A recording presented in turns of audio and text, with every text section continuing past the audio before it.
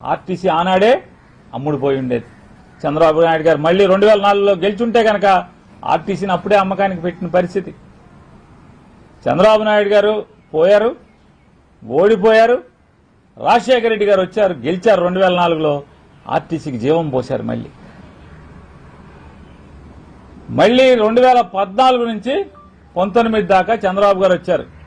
ఇక మొదలుపెట్టాడు ఆర్టీసీని వాడకం. జేము చంద్రన్న అని చెప్పని బస్సులు ఫ్రీగా బస్సులు పెట్టడం, ఆర్టీసీకి అప్పు పెడతాం. ఆర్టీసీకి అప్పు పెట్టడం, జేము చంద్రన్న అని చెప్పని బస్సులు పంపించడం, ఆర్టీసీకి అప్పు. ఆర్టీసీ ఏదో తెలుగుదేశం పార్టీ సొత్తులాగా లేదా నారా ఖర్జూర్ నాయుడు గారు సంపాదించి ఆర్టీసీని ఇచ్చేళ్ళినట్టుగా చంద్రబాబు నాయుడు గారికి అప్పనంగా వాడేస్తాడు ఆర్టీసీని ఎప్పుడు కావాలంటే అప్పుడు.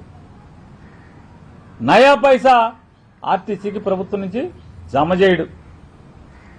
2018లో ఆర్టీసీలో ఉన్నటువంటి 55,000 మంది ఆర్టీసీ కార్మికులు అందరూ కలిసి పెద్ద మీటింగ్ పెట్టి చంద్రబాబు నాయుడు గారు మోయలేనంత దండ తయారు చేసి మెళ్ళ వేసి, అయ్యా ఆర్టీసీ ఉద్యోగస్తుల్ని ప్రభుత్వ ఉద్యోగులుగా గుర్తించమంటే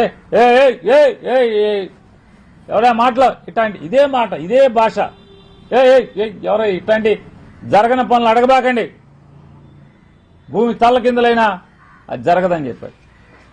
2019లో జగన్మోహన్ రెడ్డి గారు గెలిచారు. 2020లో ఆర్టీసీ కార్మికులను 53,000 చిల్లరంటే సుమారుగా 54,000 మంది ఆర్టీసీ కార్మికుల్ని రాష్ట్ర ప్రభుత్వ ఉద్యోగులుగా మెర్జి చేసుకోవడం జరిగింది.